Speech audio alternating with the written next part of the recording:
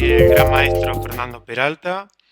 En este video para clases de ajedrez.net voy a comentar una de las partidas más importantes del torneo de candidatos de este año 2013 que se está disputando en estos días. Un torneo del cual va a salir el desafiante para jugar contra el campeón del mundo por el título de campeón mundial. El actual vigente campeón del mundo es el indio Anand. Y acerca de este torneo de candidatos, podemos decir que inicialmente parecía un torneo donde dos jugadores iban a tener chances nada más, porque Magnus Carlsen y Levon Aronian destacaron mucho en la primera mitad del torneo, pero a partir de la segunda mitad se le sumó Vladimir Kramnik, que tras una serie de victorias se acercó a la parte alta de la tabla de clasificaciones. Y un momento crítico para el torneo ha sido la ronda de ayer, donde por primera vez Vladimir Kramnik toma el liderato de este torneo de candidatos a falta solamente de 2 rondas para el final de esta competencia. Y Kramnik consigue una victoria con piezas negras muy importante contra Levon Aronian, mientras que Ivanchuk, con piezas negras también sorprendentemente, vence a Magnus Carlsen, que era el líder y, según la mayoría de la comunidad ajedrecística, el mejor jugador de la actualidad. Entonces, en este trabajo vamos a analizar esa partida donde Ivanchuk, con piezas negras, se impone a Magnus Carlsen. Vemos que la partida comienza con una defensa siciliana. Esta posición ya la tuvo Carlsen durante el torneo, en una partida contra Rayabov, donde empleó el movimiento alfil b5 y obtuvo una posición bastante mala. Finalmente empató esa partida. En este caso, elige el movimiento caballo c3, posiblemente para tratar de evitar la variante pelicán, ¿sí?, que se produce tras estos movimientos, ¿sí? Entonces, caballo c3 permite a las negras evitar el movimiento d4 con esta variante, pero Ivanchuk se decide a emplear la variante Paulsen. Entonces, bueno, las blancas emplean el ataque inglés, que es el desarrollo más agresivo contra, contra la gran mayoría de las variantes en la defensa siciliana. A este nivel, las blancas suelen emplear este ataque. Y seguir luego con dama d2, f3 y enroque largo. Con un estilo de partida muy agudo, ¿sí?, muy a gusto de los jugadores de elite. Entonces, vamos a ver. Estamos aquí en una de las posiciones más, más comunes dentro de la defensa siciliana variante Paulsen. Y aquí las negras suelen emplear este movimiento y las blancas juegan caballo b3. Eso es la continuación, digamos, más usual, ¿sí? Pero en esta posición Ivanchuk emplea caballo e7, que también es un movimiento que se ha realizado muchas veces. Y aquí, sorprendentemente, Carlsen, en lugar de caballo e2, que es la jugada más común en esta posición, con la idea de reforzar el punto c3, entre otras cosas, elige este movimiento considerado secundario. Entonces, vamos a ver, tras estos movimientos, ahora capturar el peón para las negras es muy malo, porque la dama ocuparía una mala posición y podría ser atacada rápidamente con el alfil. Llegamos a esta posición, que nos recuerda un poco a algunas variantes de la defensa francesa, donde se da esta estructura. B6 tiene la idea de jugar el caballo a la casilla C5 con más fuerza, ya que en caso de que las blancas cambien, las negras podrían retomar con peón, ejerciendo una fuerte presión en el centro. Entonces, las blancas optan por estos movimientos y tras una serie de jugadas vamos a llegar a un final que creo que es más o menos parejo. Un final más o menos típico también de la defensa francesa. Los peones doblados de las blancas son una pequeña desventaja que se compensa un poco por la mayor actividad de sus piezas menores. Por ejemplo, vemos que el alfil de las blancas es superior al alfil de las negras debido a la posición de los peones centrales que obstruye el movimiento del alfil de C8. Y también el caballo de las blancas ocupa una buena posición o ocupará una buena posición en D4. Y bueno, el rey de las blancas seguramente se va a ubicar en D2 y el blanco tiene un final cómodo. No obstante, tras este movimiento, las negras van a conseguir el cambio de alfiles y bueno, de esa manera desembarazarse de su peor pieza menor, aunque a cambio de debilitar un poco su estructura, ¿no? Ya que vemos que el punto B5 queda ahora indefenso. Tras estos movimientos, entonces, naturales, vamos a llegar a una posición bastante equilibrada. Aquí las blancas podían capturar con el peón, pero no es una continuación superior a la de la partida, porque mismo en caso de los cambios en D4, la estructura de las negras sería superior. ¿Sí? Entonces,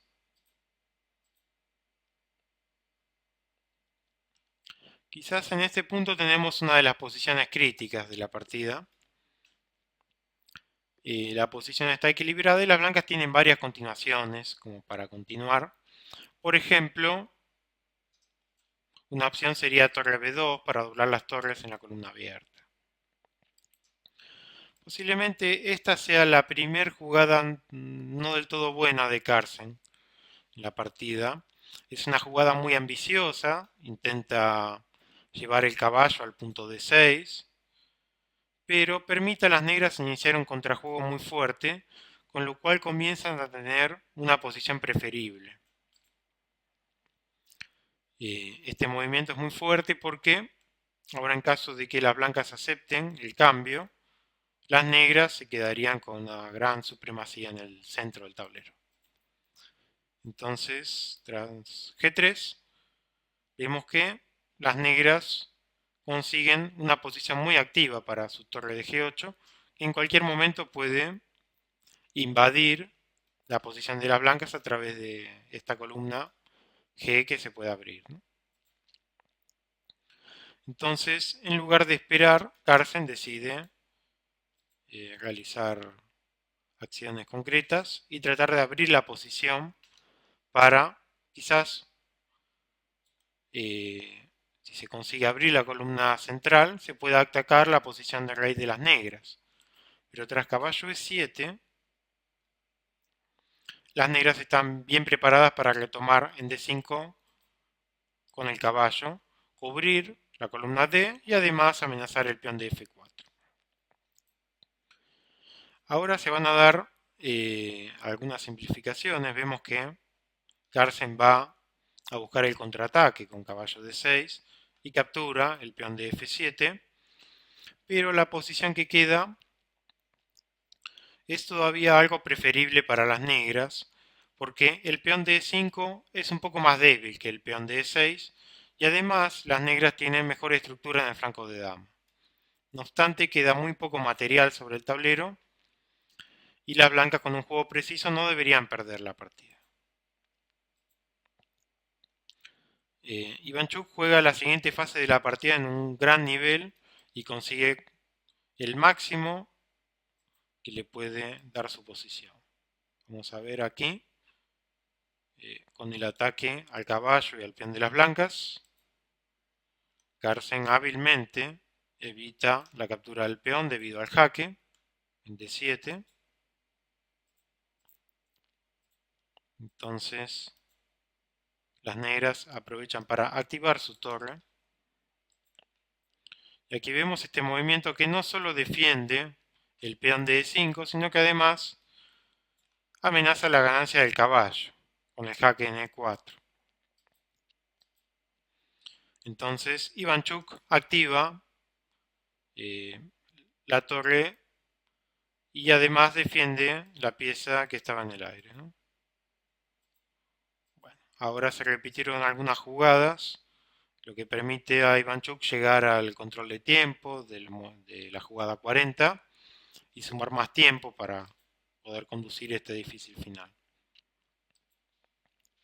Y finalmente las negras pasan al ataque del peón de E5.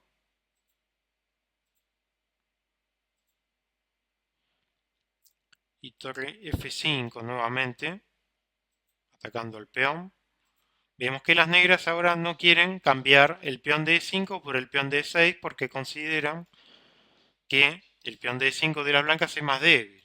En caso de torre por E5 podría venir jaque, seguido del cambio y la captura con el caballo del peón negro.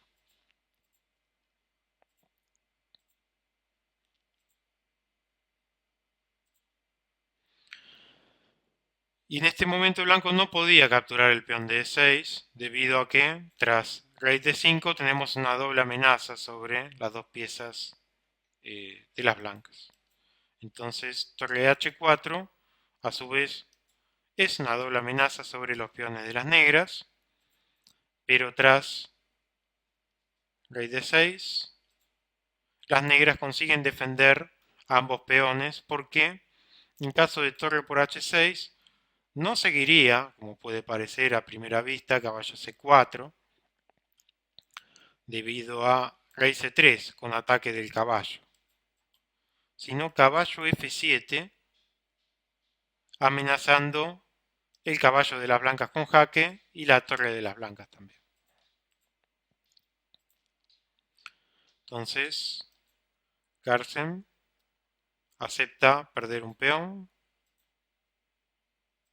y llegamos a este final donde las negras tienen ventaja material y además cierta presión posicional debido a la mala posición de los peones de blanco. Observemos que los tres peones que le restan a las blancas están aislados. No obstante, debido al poco material que hay en el tablero, las blancas tienen buenas opciones de tablas. Aquí queda claro que una buena casilla para el caballo de las negras será C5, casilla desde donde las blancas no podrán expulsar al caballo negro con ningún peón. Y además estaría atacando el peón de A4 de las blancas. Tras estos movimientos, finalmente el caballo de las negras va hacia C5 y Carlsen evita que esta pieza venga aquí, situando el caballo en B3.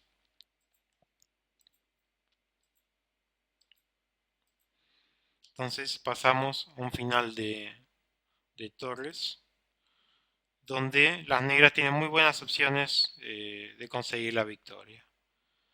Sin embargo, habría que ver si en este momento no era preferible un movimiento como H4.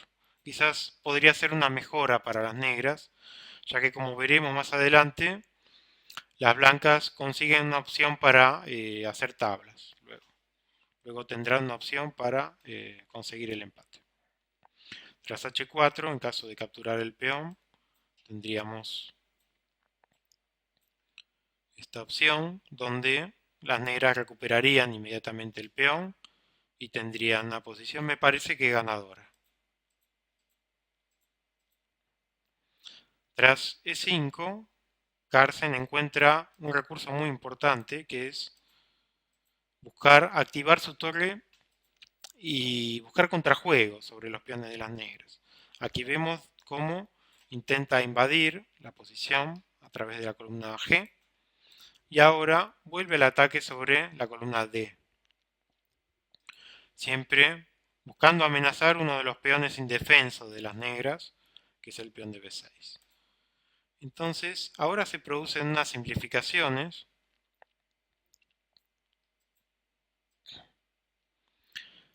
Y en este momento, Carlsen juega torre H6, que posiblemente sea la jugada perdedora de la partida.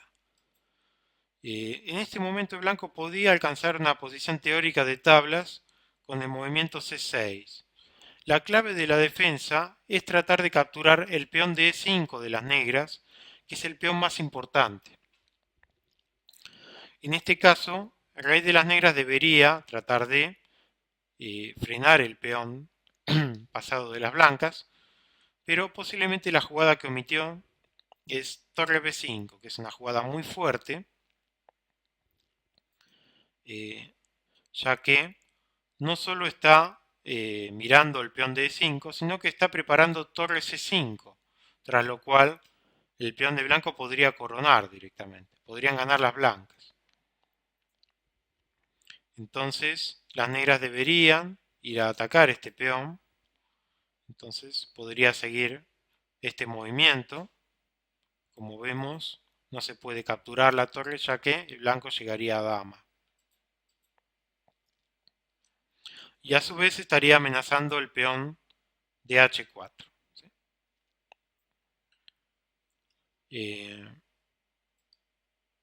Y podría darse esta posición.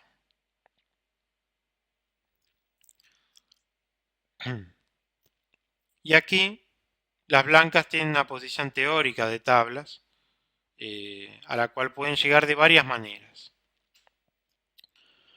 Aún perdiendo el peón de C6 pueden llegar a tablas aquí. Por ejemplo, digamos que sigue el movimiento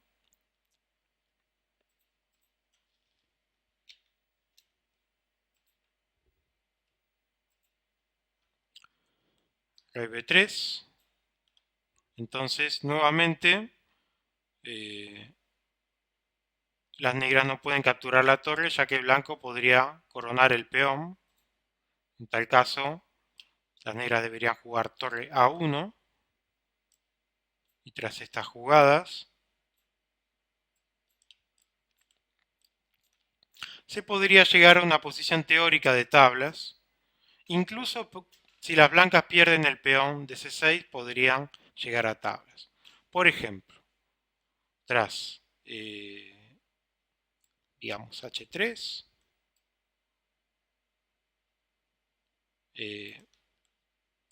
vamos a hacer unos movimientos. Esta es una típica posición de tablas que pueden encontrar en cualquier manual de finales, llamada la posición de Bancura. Se caracteriza porque la torre de las blancas ataca lateralmente a uno de los peones torre, mientras que el rey de las blancas se va a quedar custodiando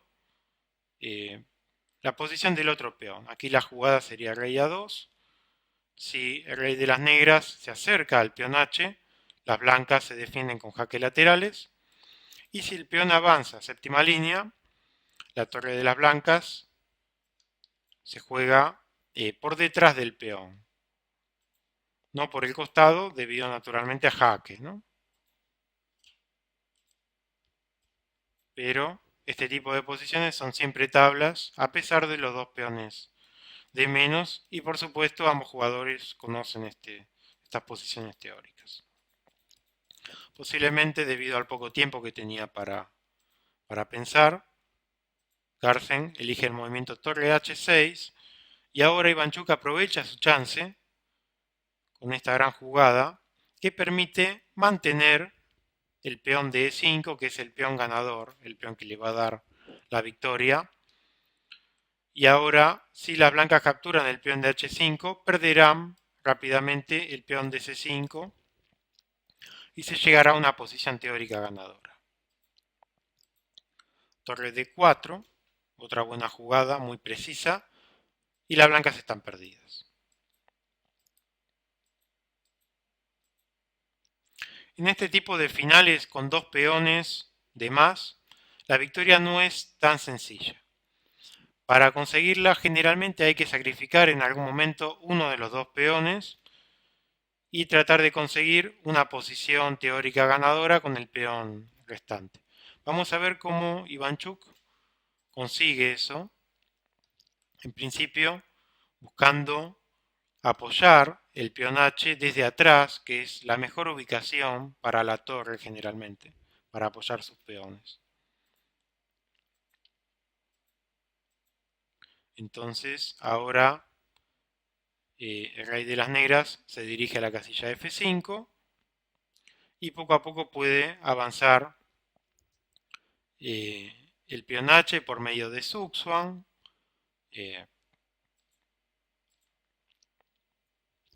o por medio de algunas jugadas como torre A8, ¿no?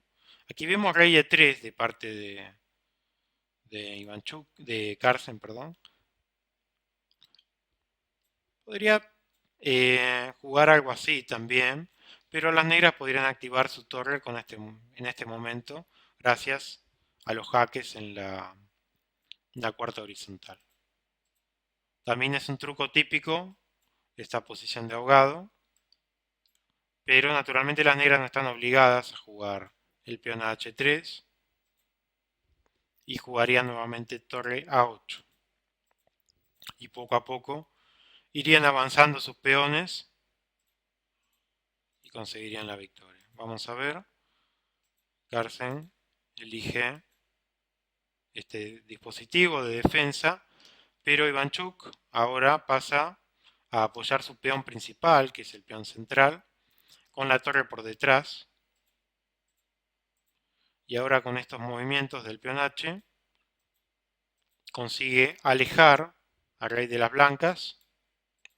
Y ahora en este momento la jugada ganadora, torre G8, que es una jugada muy importante, porque corta al rey blanco de la defensa del avance del peón central. ¿Sí?